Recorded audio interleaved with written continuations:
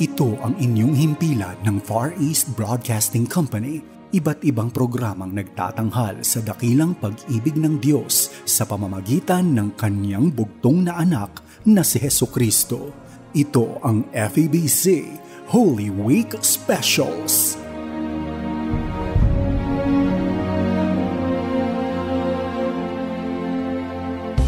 Ito ang programang Family Matters. Kasama ang 1143 DZMR, The Missions Radio, Isabela, 106.3 DZRK, Radyo Kapit Bisig, Quezon, Palawan, 1233 DYBS, The Sweet Voice of Salvation, Bacolod, and 1062 DXKI, Your Friendly Voice, Coronadal.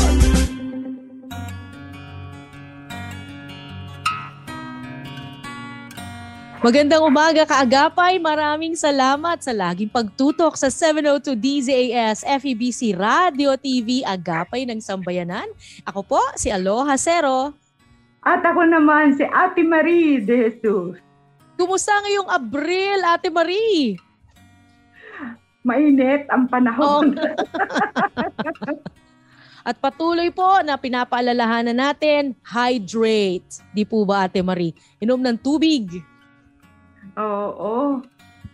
Mahalaga po na bibigyan lagi ng atensyon ang atin pong mga pangangailangan pampisikal.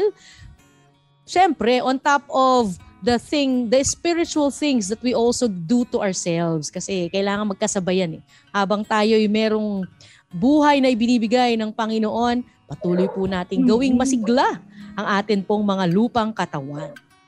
Holy Thursday special ngayong umagang ito at maraming salamat nga. Nakatuto ka sa radio, PM radio man yan o your regular transistor radio at maging po syempre on Facebook and YouTube. Thank you so much for liking, subscribing, and sharing itong ating mga programa ng 702 DZAS. Maging po sa GCTV, Signal Cable Channel 185. Maraming salamat po. Magbabasa po tayo, Ate Marie, ng ating Bible verse for the day.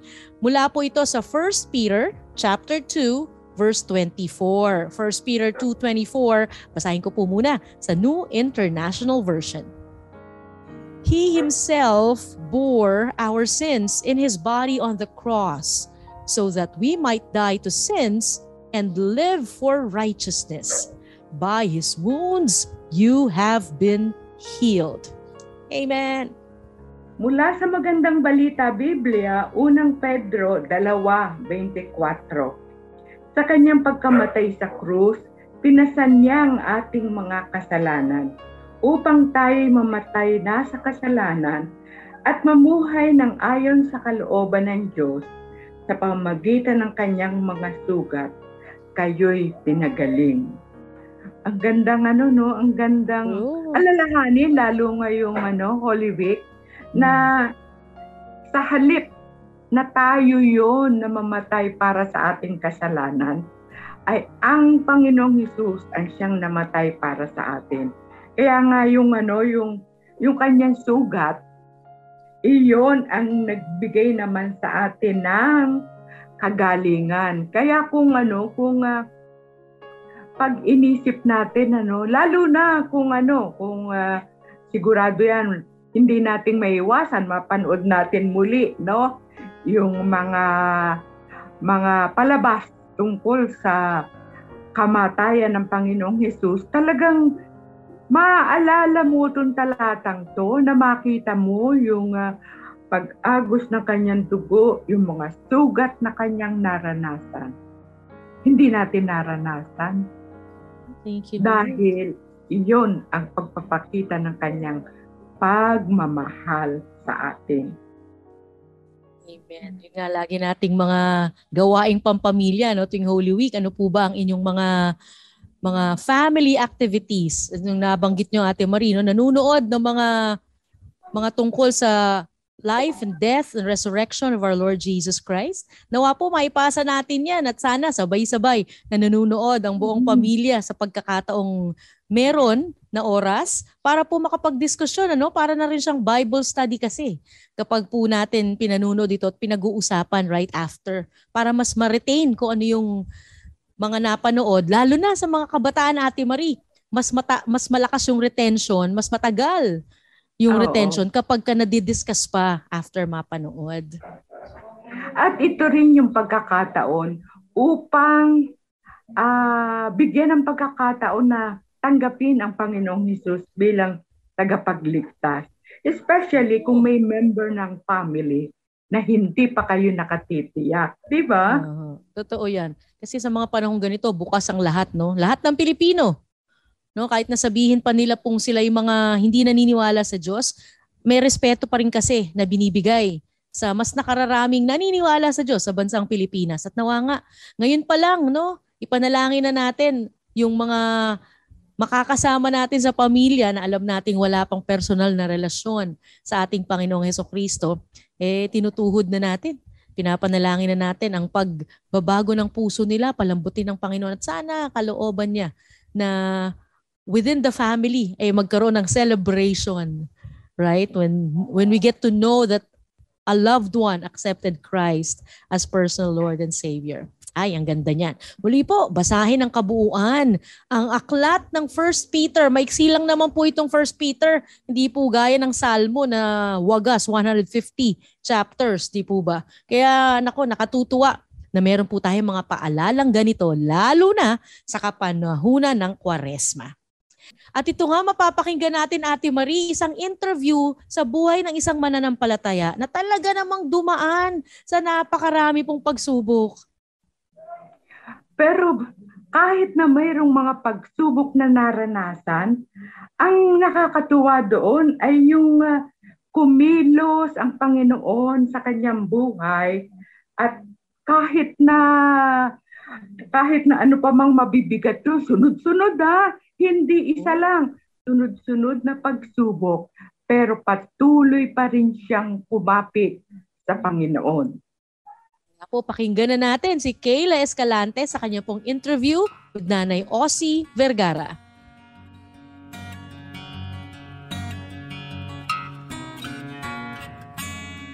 Mapagpalang araw sa iyo kaagapay. Ito po si Kayla Escalante na bumabati sa inyo ng isang mapagpalang Holy Thursday. Ngayon nga po ay meron pa tayong makakasama at makakakwentuhan po. Nako kaagapay, sana po ay maging kalakasan sa atin kung paano kumilos ang Panginoon sa kanilang buhay, sa kanilang pamilya, sa kabila po ng mga sunod-sunod na pangyayari sa kanilang buhay. Hindi nga po tayo exempted, tayo mga Kristiyano ay hindi exempted sa mga pagsubok sa buhay. Kagaya na lamang ng kaagapay natin ito na talaga namang hindi naging madali ang mga pagsubok na kinaharap nila. Taong 2020 po, nang maapektuhan sila ng pagputok ng Taal Volcano, kasunod po ng pagkadamay po ng kanilang negosyo dahil po sa African swine flu. Sa gitna po ng mga pagsubok na ito, habang hinaharap nila ito, ay yung asawa naman po niya ay tinamaan po ng isang matinding karamdaman na kalaunan po noong 2021 ay pumanaw na rin po ito. Mga kaagapay, halika po ata samahan. Makipagkwentuhan po tayo kay Nanay Ossie Vergara mula po sa Laurel, Batangas. Hello po Nanay Ossie, kamusta po kayo? Mabuti po naman sa biyaya ng ating Panginoon. Yun nga po, nabanggit ko po kanina Nanay Ossie na talagang sunod-sunod po yung naging pagsubok sa inyong buhay. Pwede nyo po bang ikwento sa amin kung ano po yung nangyari at mga pinagdaanan po ninyo noong taong 2020? Ano po yung naging experience po ninyo? At the year 2020, marami po kaming pinagdaanan. Yun po ay yung January 12, Taal Volcano eruption at need po kaming mag-evacuate sa ibang lugar. Na yun nga po ang aking asawa ay nag-undergo ng 2 major operations na mahirap po siyang isama sa karamihan ng mga evacuees. Pero sa tulong po ng Panginoon at sa tulong po ng mga iba naming mga kamag-anak, kami po naman nalampasan po namin yun. At in the mid po ng almost 1 month po kaming nag-evacuate. And then February, 3rd week po, ay umuwi na po kami ng Laurel dahil nag-alert level 2 na lang po ang volcan. Subalit, haba po ang aking asawa ay nag-struggle sa kanyang sakit, ay sinubukan pa rin po kami sa amin namang hanap buhay. Dahil March po ay na-ISF po ang aming mga alagang baboy at ang 39 na baboy po namin ay nakuha ng gobyerno dahil kailangan po na with the promise na babayaran naman po. Kaya yung pong mga sufferings namin na iyon ay sobra pong nagkaroon ako ng mga sobrang alalahanin at sobrang mga kalungkutan na naranasan. Kaya habang po ang aking asawa ay nag-struggle sa kanyang karamdaman, wala po kaming inasahan kundi ang tulong ng Panginoon, ang habag ng Panginoon. At ang akin lang po ang aking pong pinagpapasalamat sa Panginoon ay yung pong blessing po ang aking mga anak na noon po sila ay nag-aaral pa, ay napatapos po namin ang pag-aaral. Dahil sila po ang, alam niyo naman po, ang gayong karamdaman, cancer, yung po ay talagang nangangailangan ng mga gamot na talagang mamahalin. Hindi pwede po yung mga basta mga generic. At ng akin po ng mga anak, almost all their earnings po ay napapabigay na sa kanyang tatay. Ako ay nagpapasalamat dahil ang akin pong mga anak ay blessing dahil unang-una nga po sila po ay nakakakilala sa Panginoon at ang pagmamahal po nila bago pumanaw ang kanyang tatay noong 2021 ay naiparanas naman po nila pati po ang pag-aalaga. Kaya po March 19, 2021, natapos na rin po yung struggle ng aking asawa at sa tulong po ng ating Panginoon ay nalampasan po namin yun dahil hindi po kami pinababayaan kahit minsan at yung po sa mga financial na pangailangan, marami rin po ang tumutulong sa amin. Kaya sa habag po ng Panginoon na hindi po kami bumibitis sa Kanya at sa Kanya lamang po kami umaasa, nananalangin at nananalig na lahat ng bagay ay para po sa aming mga ikabubuti. Amen po. Yun nga po, 2020, January, naapektuhan po sila ng pagputok ng Taal Volcano dahil sila Nanay Osi po ay tiga Laurel, Batangas. Malapit lang po ito sa Taal. And then March 2020, 39 na baboy yung naapektuhan ng African swine flu sa kanila. At habang pinagdaraanan nila ito, meron namang matinding karamdaman si tatay. Nanay Osi, ano nga po ang pangalan ni tatay? Heriberto Vergara po. Opo, si Tatay Heriberto. Saan po yung cancer po niya, nanay? Sa rectal cancer po ang kanya naging sakit. Opo, rectal cancer. Ilang taon po siya na naghirap po sa cancer? Bali, 4 years po. Almost 4 years po. Dahil March 19 nga po siya na matay noong 2021. 4 years na paglaban sa sakit na cancer. Kamusta po, nanay, yung naging experience niyo po dito habang nagpapagamot po si tatay? Ayun nga po, kami po ay talagang tulong-tulong na kaming magpamilya at noon po siya ay kailangan pa pong mag-chemotherapy and radiation. Almost 1 month po. 28 consecutive days po alangang maliban, hindi po pwede, except holidays and Sundays po. Yan po ay natapos namin at yun nga po mga expenses namin. Kung minsan po, hindi na po namin alam kung saan kami kukuha. Dahil alam niyo na po yun, alam niyo po ma'am, yung major operation na yun talagang napakamahal po. Kaya sa tuwing na po kami ay bibili ng gamot, hindi po namin nabibiling lahat ma'am. Yun po ay unti-unti. Pero bago po matapos na mauubos na, nakakabili naman po uli kami. At ang papasalamat po ako sa Panginoon dahil sa mga bubuting puso po ng aking mga kapatid at saka aking mga anak nga, kaibigan, nalabasan po namin ang mga gayong karanasan. Opo, talaga pong sa biyaya po ng Panginoon na itawid po ninyo yung pagsubok na iyon. Noon nga pong March 2021 ay pumanaw na po si tatay. Opo. Paano niyo po ito hinarap, Nanay Osi, knowing po na sunod-sunod po yung nangyari sa buhay niyo? Paano niyo po ito tinanggap? Lagi po akong nananalangin sa Panginoon ng lakas ng loob, ng katatagan. Dahil alam ko kung siya lang makakapagbigay nito sa akin. At lagi po akong hindi nanghihinawa na manalangin sa Kanya, humingi ng gabay malampasan ko po itong pagsubok na ito. Napakasakit po sobra. At maraming luha po ang aking naranasan. Pag naaalala ko po ang paalaala ng Panginoon sa akin na hindi kita iiwan, hindi pababayaan man. Saka po gusto ko pong i-share yung 3 verse na aking laging pinanghahawakan. Sabi nga po sa Psalm 27:14 ay tayo ay kay Yahweh magtiwala at manalig at tayo ay huwag manghinawa. At saka po yung 1 Peter 5:7, ipagkatiwala mo sa Kanya ang lahat ng iyong alalahanin sa buhay sapagkat siya ang nagmamalasakit sa iyo. And lastly po, yung 3rd verse po, sabi nga po sa Philippians 4:6 and 7, huwag kang mabalisa tungkol sa anumang bagay. Sa halip ay pilingin mo sa Diyos ang iyong kailangan sa pamamagitan ng panalangin, pasasalamat at ang kapayapaan ng Diyos na hindi maunawaan ng ibang tao ay siyang mag-iingat sa iyong puso at isipan dahil sa pakikipag-isa mo kay Kristo. Yung pong kapayapaan, yun ma'am, yun po ang binigay sa akin, Lord.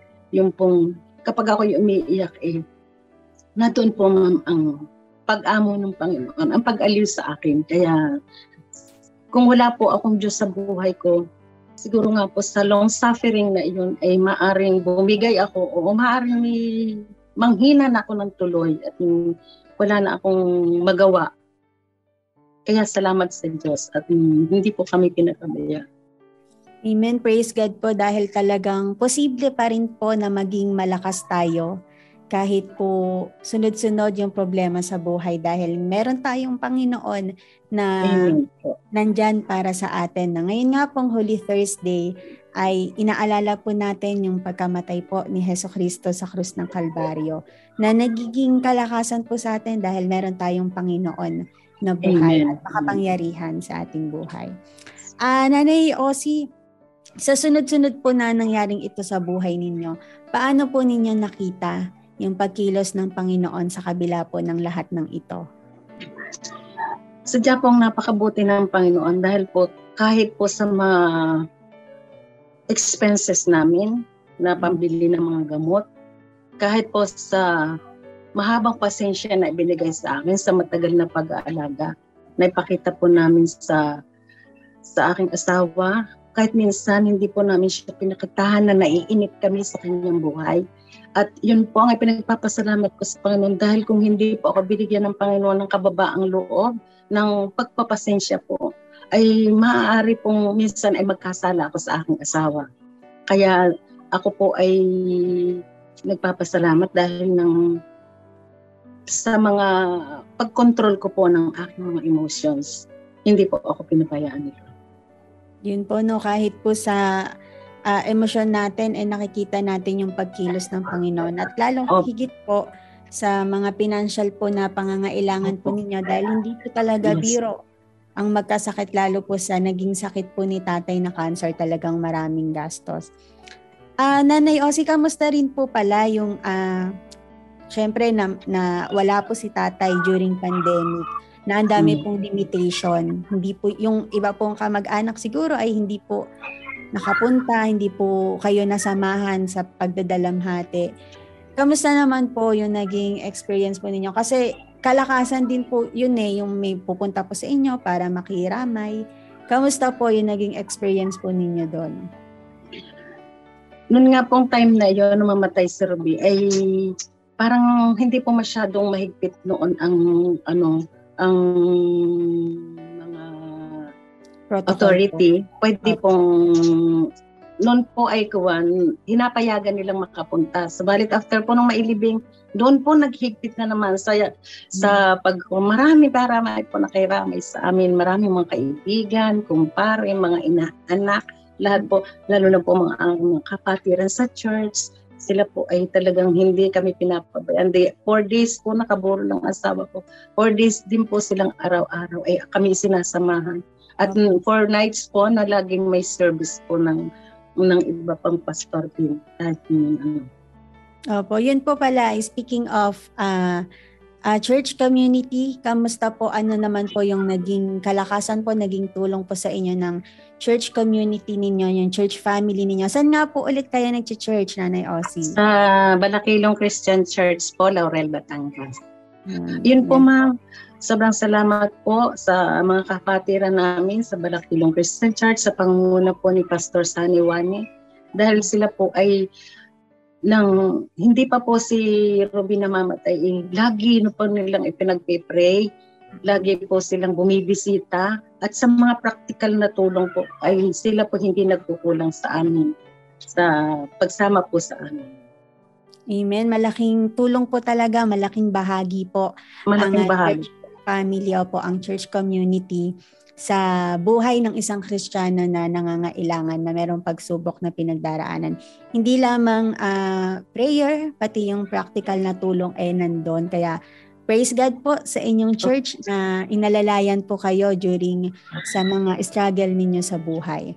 Nanay Ossie, sa kabila po ng mga pagsubok na ito sunod-sunod, ano po yung itinuro sa inyo ng Panginoon sa naging experience po ninyo? Tinuro po sa akin ng Panginoon ang pagiging matatag, ang pagiging mababa ang loob, ang pagiging magpasalamat sa Kanya kahit nagdaraan itong mga pagsubok na pabibigat, ang palaging lumapit sa Kanya, huwag magtiwala sa sariling kakayahan, kundi sa Panginoon ipagkatiwala ang lahat ng bagay, sapagkat wala po talaga akong magagawa kung hiwalay ako sa ating Panginoon. Amen po. Tumatak po sa akin yung walang magagawa kung hiwalay sa Panginoon. Kaya praise God po talaga na namatay po si Jesucristo at muling nabuhay. Nang sa gayon po, nagkaroon po tayo ng pag-asa po na magtiwala lang sa Kanya, kumapit lang sa Kanya at siya yung bahala. Siya yung sasama sa atin sa bawat pagsubok sa ating buhay. Amen. Yes po. Nanay Ossie, ano naman po, hindi po natin alam kung meron pong mga kaagapay tayo, mga tagapakinig po tayo na meron pong pinagdaraanan sa ngayon. Ano po yung word of encouragement ninyo para po sa kanila na humaharap po sa isang matinding pagsubok? Para po sa akin, masasabi ko pong tayo ay magkakaroon lamang ng katatagan kung lagi tayo sa Panginoon kakapit, lagi pong ipagtitiwala sa Kanyang ating buhay. Huwag po tayong manghihinawang humingi ng gabay.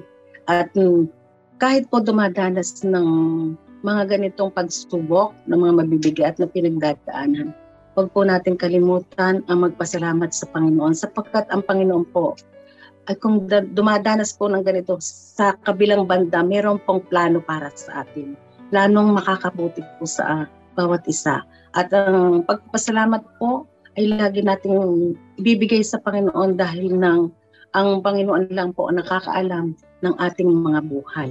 Kaya akin pong word of encouragement, pagpasalamat tayo kahit tayo dumadanas ng pagsubok, tayo ay manalig sa Kanyang pangako sa atin, tayo ay magtiwala at tayo ay maging matatag sa ating pananampalataya.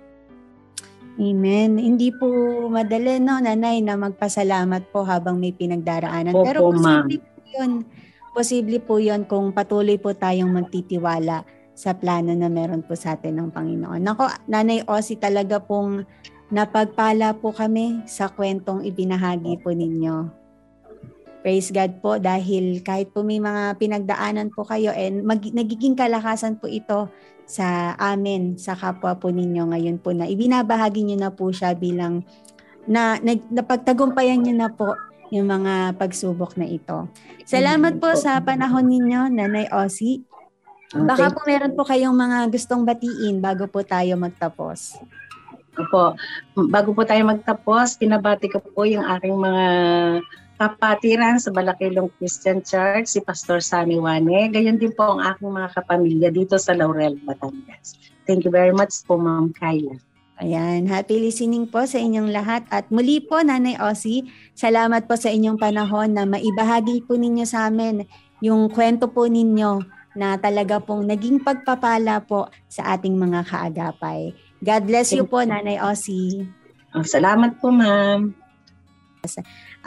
Napakinggan po natin na noong 2020, na apektuhan po sila ng pagputok ng Taal Volcano at ng African Swine Flu, habang pinagdaraanan din po nila yung isang matinding karamdaman ng kanyang asawa na si Tatay Ruby. Na kalaunan, noong March 2021 ay pumanaw na rin po, umuwi na rin po sa Panginoon. Pero sa kabila po noon, nakikita pa rin po nila yung pagkilos ng Panginoon sa kanilang buhay. Iyan nga po yung kwento ng kabutihan, kwento ng kadakilaan ng Panginoon, kwento na nagpapakita na posible kahit imposible. Posible po na maging malakas tayo sa gitna po ng mga sunod-sunod na pagsubok, basta po patuloy tayong magtitiwala sa Panginoon. Muli po kaagapay, sana po ay napagpala ka ng kwentong iyan. At ako po si Kayla Escalante, magandang araw po sa inyong lahat.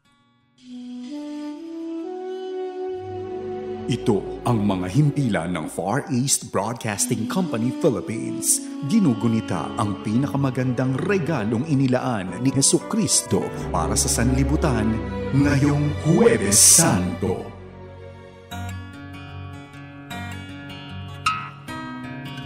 Naku, grabe naman pala ang pinagdaanan ng buhay ni kapatid na si Vergara.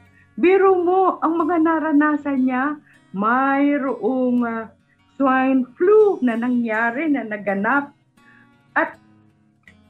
Pero bukod sa sunod-sunod na mabibigat na kanyang naranasan, ang nakakatuwa doon purihin ng Panginoon, talagang kumapit siya sa Panginoon. Opo, imagine again, dahil meron silang baboy, nagka-swine flu yung kanilang mga baboy, definitely affected yung business.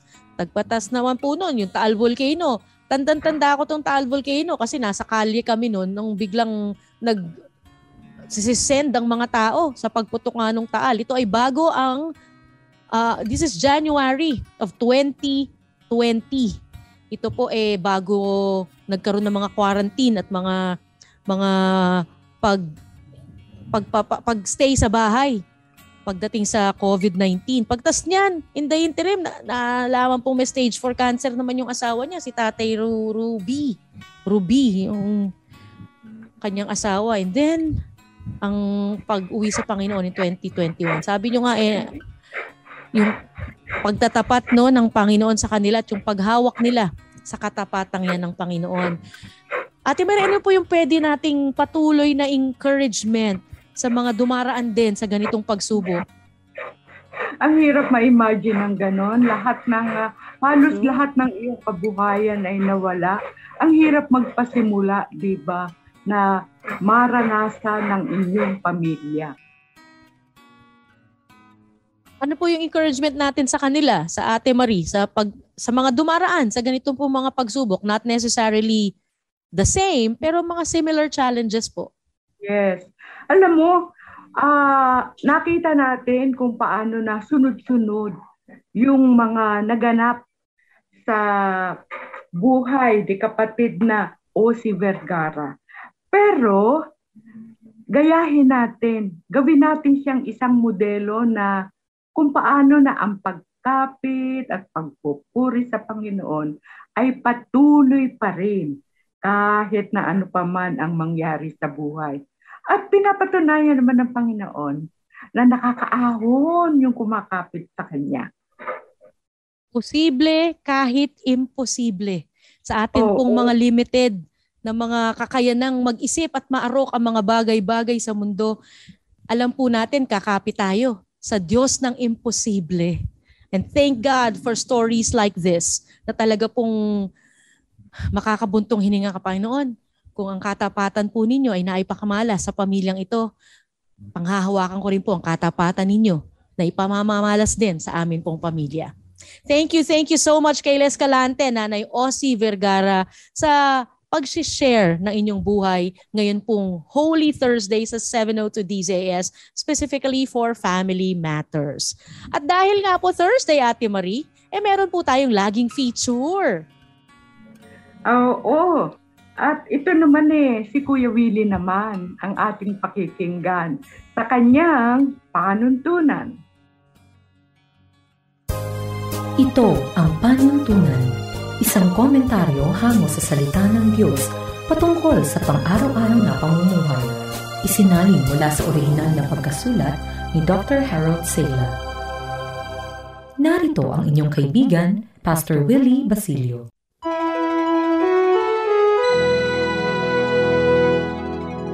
Ito po ang panuntunan sa ating buhay araw-araw.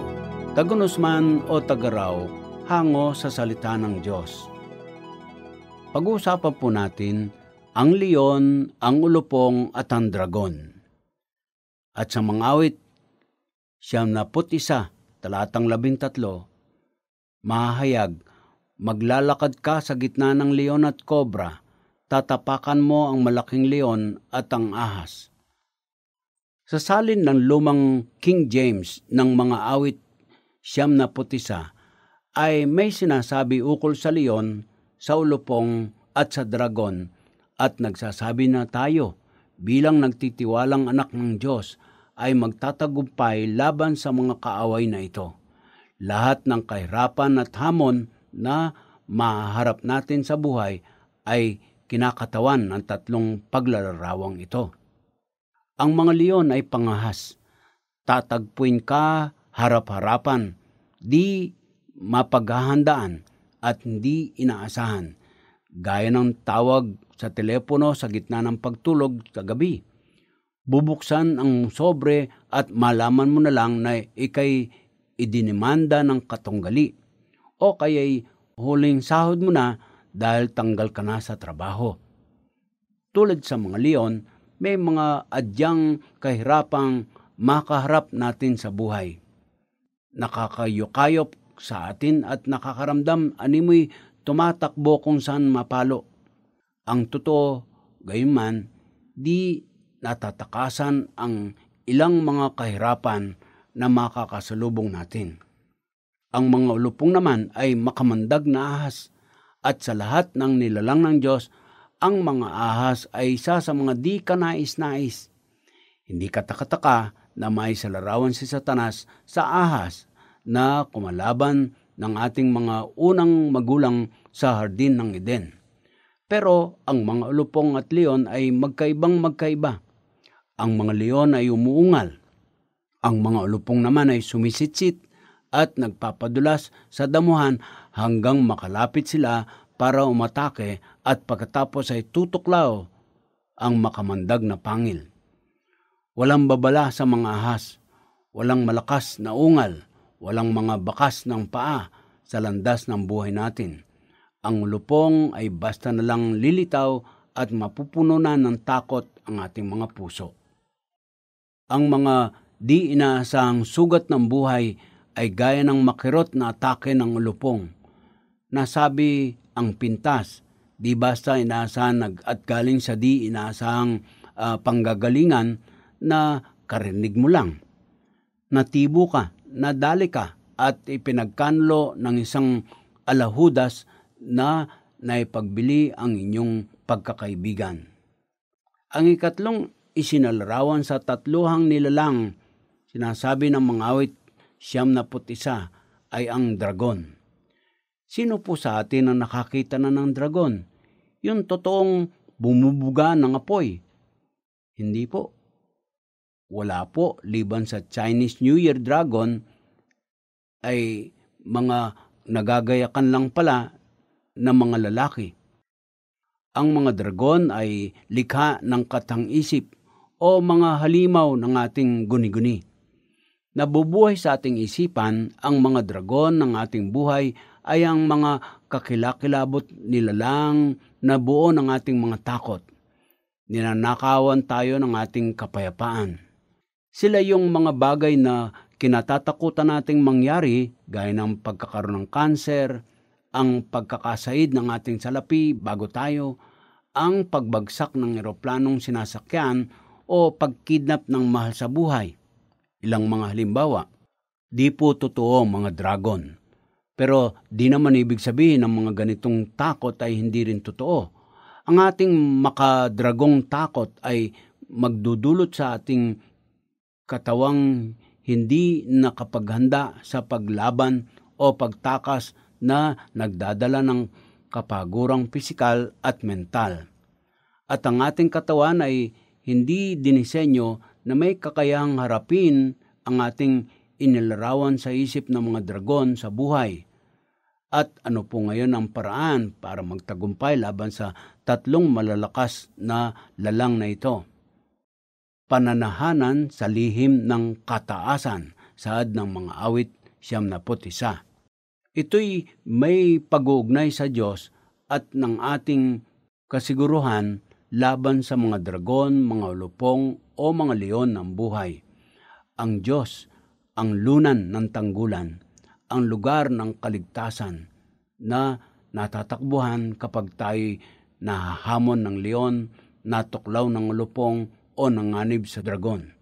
Sinulat po ni David, sapagkat sa araw ng kaguluhan, iingatan niya akong ligtas sa kanyang tirahan. Ikukubli niya ako sa silungan ng kanyang tabernakulo at itataas sa isang malaking bato. Mga awit 27 talatang 5. Pansining sinasabi ng talata, sa araw ng kaguluhan. Ang Diyos ng Biblia ay nakakaalam, kakailanganin natin siya at hinihintay naman niya tayo. Narito ang pangako ng Diyos sa atin. Ililigtas ko siya, sabi ng Panginoon, sapagkat mahal niya ako. Ililigtas ko siya sapagkat kumikilala siya sa aking pangalan. Tatawag siya sa akin at tutugunin ko siya. Sasamahan ko siya sa gitna ng kaguluhan. Ililigtas ko siya at pararangalan. Mga awit 91 talatang 14 hanggang 15.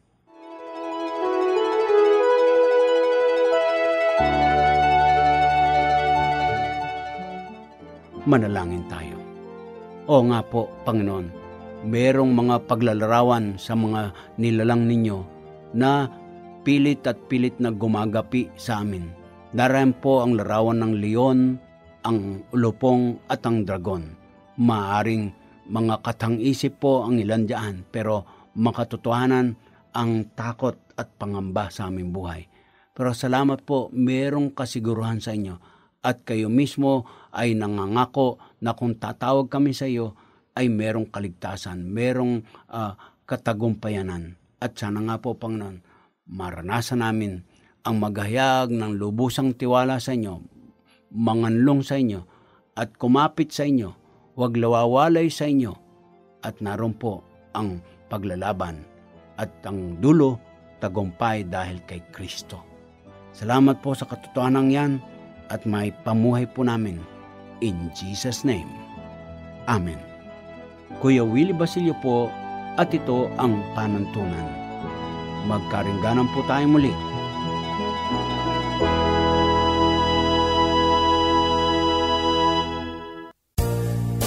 Inyong napakinggan ang panuntunan hatid ni Pastor Willie Basilio.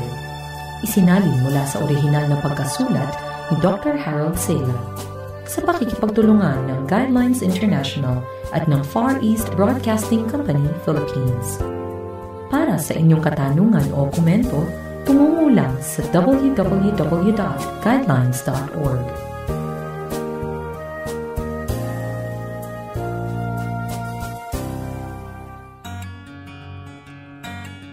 Maraming salamat Ka Willie sa panuntunan. Dito po yan sa 702 DZAS FEBC Radio TV, Agapay ng Sambayanan. Naku, kung kayo po ay merong internet access, marami pong salamat sa nagla-like, nagsasubscribe, and nagsi-share ng ating mga socials. 702 DZAS FEBC Radio TV. Ito po ang Family Matters on this Holy Thursday episode. Ako po, si Aloha Cero. At ako naman si Ate Marie De Jesus. Ayan. Naku, maraming salamat sa laging pagsama sa amin. Pag-uusapan naman natin ngayon, Ate Marie, biblical truths about the death of Jesus. Kasi nga, Kwaresma no? Ang pinakasentro ng ating pananampalataya ay yung biyaya ng Diyos. Ito yung hindi tayo karapat-dapat, pero tayo pa rin ang nakatanggap ng biyaya ng Diyos sa kanyang kamatayan doon sa krus. Only by grace. Yan po ang nasa puso, nasa gitna ng atin pong pananampalataya, ang grasya ng Diyos. Ito po ay napakalinaw na makikita natin sa krus ni Kristo. Thursday ngayon, so bukas, Good Friday, dito po magaganap ang mga napapanood natin at nababasa sa Biblia pagdating po sa kamatayan ni Hesukristo. At yun nga po, grasya ang ipinakita sa atin ng Panginoon when the Son of God took on flesh and the grace that He taught us how to live, but especially grace that He died on the cross in our place. Una po nating bigyan ng pagpapahalaga. The death of Jesus was for His enemies. Sa mga kalaban po ni Kristo. At isa tayo doon dati, Ate Marie. Ay, oo. Kasi walang sino man ang magiging who will be willing para mamatay para sa atin, di ba? Kaya nga dito sa Roma 5:7 hanggang 8. For one will scarcely die for a righteous person, though perhaps for a good person.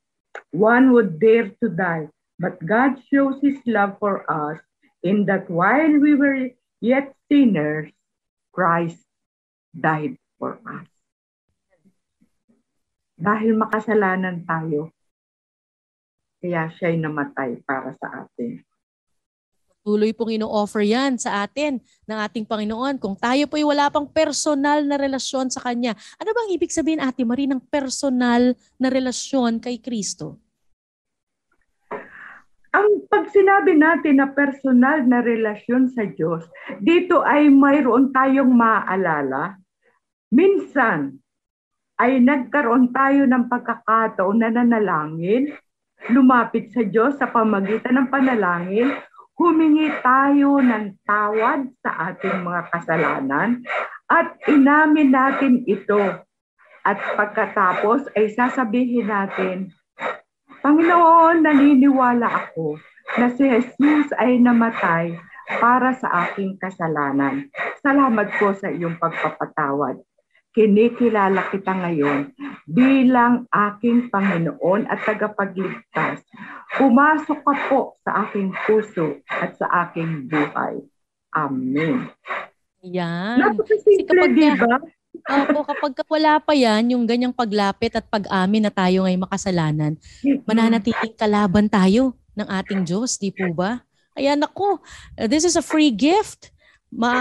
Malaya po at libre na ibinigay sa atin at inaaya tayo na magkaroon ng relasyon with Jesus Christ. We pray here on 702 DZAS na sana po ay tanggapin natin ang regalong iyan ng ating Panginoon. So una yan, no? The death of Jesus was for His enemies na walang mga relasyon kay Kristo, kaya naging kalaban ng Diyos. Ito naman po, the death of Jesus is on our behalf.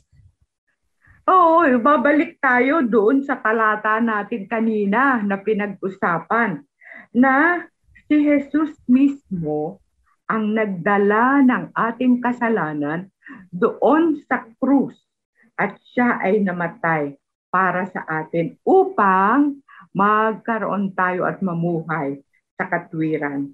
At yung kanyang sugat ang siyang nagbigay kagalingan sa atin.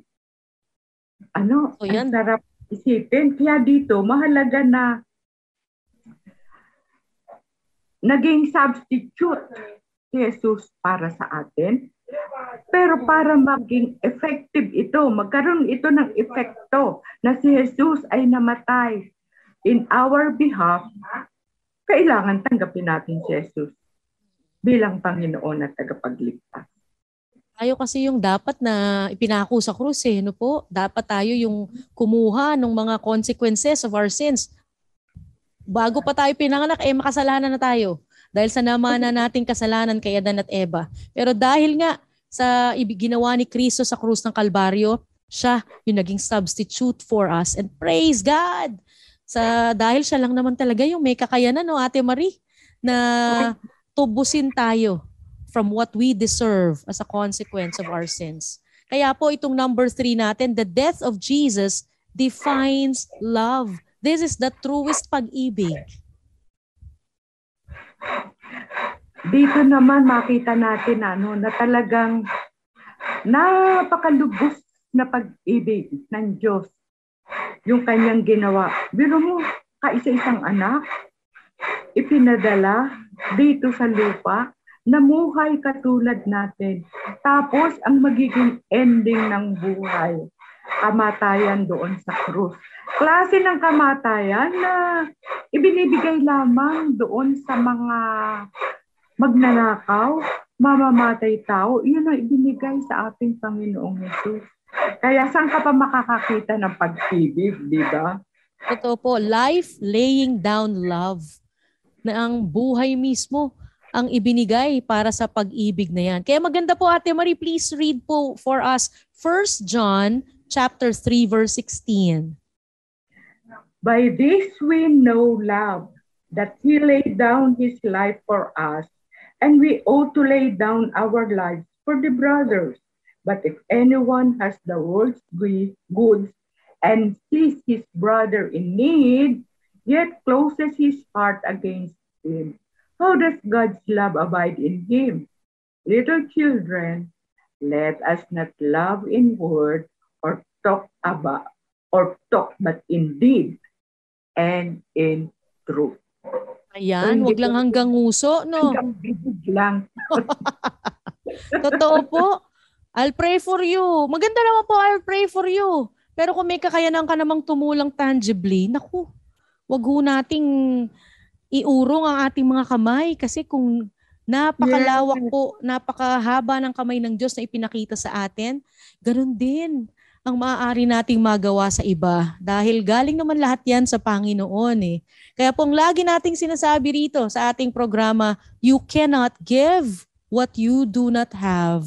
Natutuwa po ako, Ate Marie, dun sa reminder. Alam nyo naman, mga campaign, left and right, itong panahong ito. Yung isang napakahusay na profesor, ang sabi ba naman, ang talino ay parang pag-ibig. Kung wala, wala talaga. Kaya po sana, hindi na practice.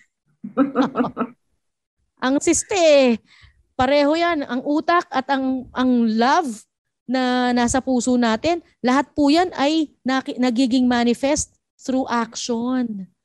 At yun po, sana in direct obedience to the God of the Bible, tayo po ay tumulong sa mga taong kaya po nating tulungan.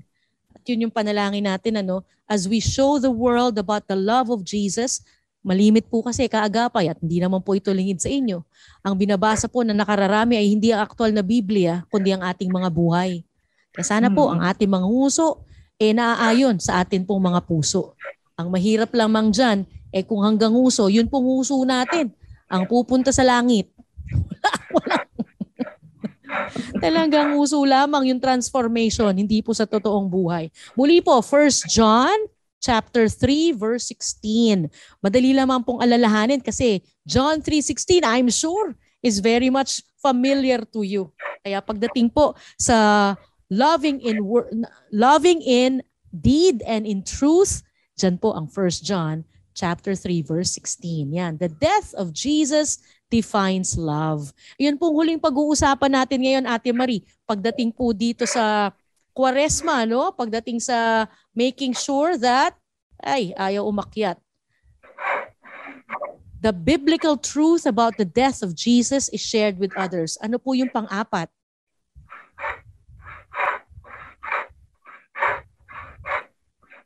Dahil doon sa kamatayan ng Panginoong Hesus, ay na-reconcile tayo.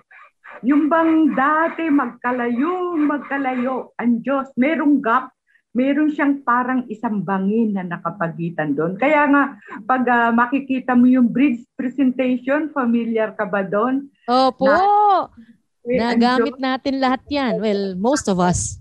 Tapos, ang krus, ang siyang nag-connectang muli na Diyos at tao. Biro mo yun, dahil sa kailangan pa ni Jesus na mamatay para sa ating kasalanan.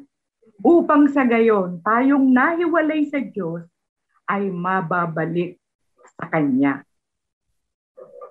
Ganda ng pagkakataong ganito, every Holy Week. And thankfully, because of our network, araw-araw po natin itong naibabahagi, hindi lamang po tuwing Holy Week, pero more so during this time na mas marami pong bukas ang puso at isip at tenga para po makapakinig tungkol sa ating Panginoon, nawa po'y talagang tumimo sa mga puso ng ating tagapakinig ang pag-ibig ng Diyos sa bawat isa sa atin. Kaagapay, ano man po ang kinakaharap mo ngayong araw na ito ng Holy Thursday, panalangin ko ang pagyakap sa iyo ng Diyos. Panalangin ko na maranasan mo at maintindihan ang pag-ibig na hindi nagmamaliw. Buksan po ang ating Biblia, mababasa kung gaano nga ba kalaki ang pagmamahal ng Diyos because of what Jesus has done on the cross of Calvary. The thing is, kahit Holy Thursday ngayon, Ate Marie, ay hindi po nanatiling patay ang ating Panginoon. Oo. At saka mas malambot ngayon ang puso ng tao Di ba? Mm-hmm. Dito siya handa na makinig. Right. Di ba? Kasi kung hindi mo maiwasan na mapanood ang kanyang kamatayan, ako nga pagka yung nadidinig ko yung pukpok na gano'n, napapaangat ako Tapos, pag inilagay mo pa yung isip mo, ako dapat yun Diba? So, dito, pagkakataon natin na magkaroon tayo talaga ng maganda, masaya at mapayapang relasyon sa Diyos. Opo, kaya nakatutuwa po na reminding again and again more than the basic safety protocols ng pandemic na ito, no? Kahit na po tayo'y bumababa ang mga kaso at nagiging much better worldwide, patuloy po mas lalo naming ipapaalala ang basics of the faith, ang pagbabasa po ng Biblia, ang pananalangin, fellowshipping, at maging po ang pag-aaral nito kasama ang mas marami pang tao at yung mga nag-aral talaga ng salita ng Panginoon upang makapagbalitaktakan, no, Ate Marie, higit doon sa... Kasi syempre kasama yung pakikinig tuwing Sunday or kung may midweek service kayo ng message ng Panginoon through pastors and preachers. Iba pa rin kasi kasalaga pag may Bible study po Yes. Balikan lang yung mga talatang ating nabanggit or balikan mismo yung ating pag-uusap. Pwede naman balikan to napakinggan mo o tapos pakinggan mo uli para namnamin yung kamatayan ng ating Panginoong Hesus. Napakalagang mensahe po para sa amin na maibahagi sa inyo na ang pag-ibig ni Kristo ay bukas para sa kahit kanino na nais pong tanggapin ito because it is God's will for all men to be saved. At nasa desisyon po natin kung paano po natin iti-take itong ating naririnig na ito. At panalangin nga namin, no, yung grasya ng Diyos ang mapa sa puso mo. Siya yung magpapalambot rin naman ng puso natin, no, Ate Marie. Hindi pa rin naman tao yung nagpapalambot ng sarili niyang puso, kundi ang banal na Espiritu ng Diyos. And for that, we thank our God Almighty. Nako, napaka-ikli po talaga ng oras, Ate Marie, pagdating dito sa ating mga usapin, lalo na sa pagbabahagi ng salita ng Panginoon. Na-diskusyon lamang natin yung biblical truths about the death of Jesus. Ate Marie, review po natin ano po yung 4 na naibahagi. The death of Jesus was for His enemies. The death of Jesus is on our behalf. The death of Jesus defines love. And the death of Jesus reconciles us to God. Praise God. Praise God. Colossians 1:21-22, yun po yung Bible verse nung the death of Jesus reconciles us to God. Naku, maraming salamat sa mga paalalang ito at nawa nga po kaagapay ay meron tayong mapupulot dito sa mga narinig na panood na pag-usapan ngayong umaga. Nagpapasalamat po tayo, Ate Marie, kay Kayla Escalante, our producer every Thursday. Thank you so much, Kayla, for your assistance. Valuable indeed, tulad sa aming mga tumatanda na pagdating dito sa technology. Thank God for you. At sa kabuuan po ng mga kaagapay natin sa 702 DZS sa Ortigas, maging po sa Bukawi Transmitter site. Yan ako, Ate Marie, we would like to request you po to close our Maundy Thursday in prayer. Tayo manalangin. Ama namin, lubos po ang aming pasasalamat sa iyo dahil sa iyong anak na si Jesus na namatay para sa aming mga kasalanan. Ama, dalangin po namin na ikaw ang siyang mangusap sa mga nakapakinig ngayon na matiyak nila na mayroon silang relasyon sa iyong anak na si Jesus. Maraming salamat po sa lahat ng iyong ginawa para sa aming buhay. Tulungan mo po kami na gamitin ang pagkakataong ito upang maibahagi sa iba, lalong-lalo na sa aming mga mahal sa buhay, ang kaligtasang nakaraan para sa amin. Kahit hindi kami karapat-dapat, pero ginawa mo kaming karapat-dapat sa kaligtasan ito. Ito po yung aming dalangin sa pangalan ni Jesus. Amen. Amen at amen. Siyempre, shout out pa rin kay Nanay Ossie Vergara. Marami pong salamat sa pagpapaunlak sa interview ni Kayla Escalante. Take care po and God bless. Ako po muli, si Aloha Cero. At Marie de Jesus. Ito ang Family Matters on 702 DZAS FEBC Radio TV, Agapay ng Sambayanan, kaagapay mo sa pagtataguyod ng pamilyang Pilipino. Have a very blessed Holy Week po. God bless.